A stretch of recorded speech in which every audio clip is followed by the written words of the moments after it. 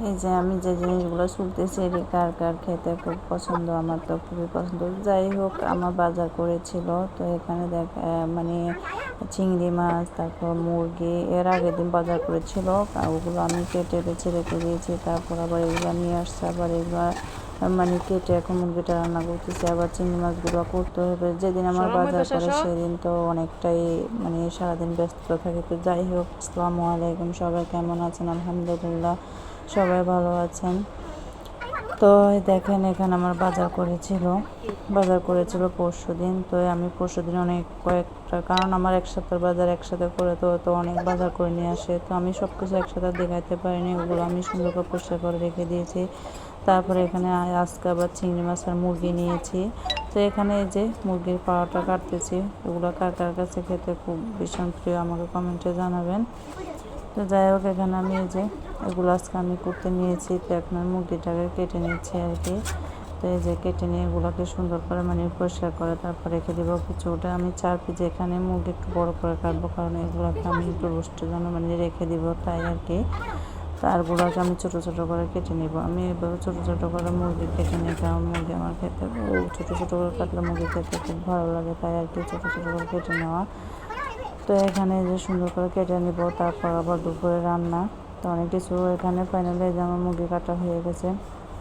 এখন আমি ধুয়ে নিব, তো বালতির ভিতরে পানি নিয়ে এখন আমি ধুয়ে নিচ্ছি। চিংড়ি মাছগুলো এখনও কাটতে পারি নাই, তাই যে সুন্দর করে এখানে সব কিছু সুন্দর করে পরিষ্কার করে ধুয়ে নিব। কারণ আমি ফ্রিজে কখনো মাছ মাংস মানে ধোয়া ছাড়া রাখি না, আর ধোয়া রাখলে মাছ মাংসগুলো আমার খেতে ইচ্ছা হয় না, তাই আর কি গন্ধ গন্ধ লাগে, তাই এখানে আর কি।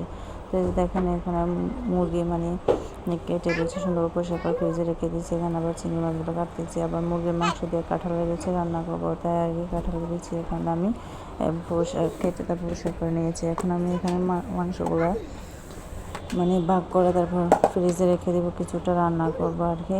তো এখানে যে আমি সুন্দর করে ভাগ করে নিয়েছি। তো এইভাবে সুন্দর করে পরিষ্কার করে ফ্রিজে রাখলে সমস্যা না, তারপর রান্না করা যায় এতটুকু আর কি। তো এখানে আমি যেগুলো আমি রোস্ট করবো ওগুলো আলাদা করে রেখে দিয়েছি, আর এগুলোকে আমি 3 ভাগ করেছি, করে 1 ভাগ নিয়েছি, এখন রান্না করব। তো যেখানে আমি এখন রান্না বসায় দেবো। এখানে আমি কাঁঠালের বিচি দিয়ে আর হলো মুরগির মাংস দিয়ে রান্না করবো। তো এখানে তেলের ভিতরে আমি পেঁয়াজটা হালকা কিছুটা ভেজে তারপরে এখানে আমি গরম মশলাটা এখানে দিয়ে দিলাম, দিয়ে এখানে এখন রসুন বাটা, তারপর হলো আদা বাটা ভালো করে ভেজে নিব। অনেকেই করে মশলা হয়ে আসছে তারপর আদা বাটাটা দেয়, এখানে আমি একসাথে দিয়ে ভেজে নিলে আদার গন্ধ আসে।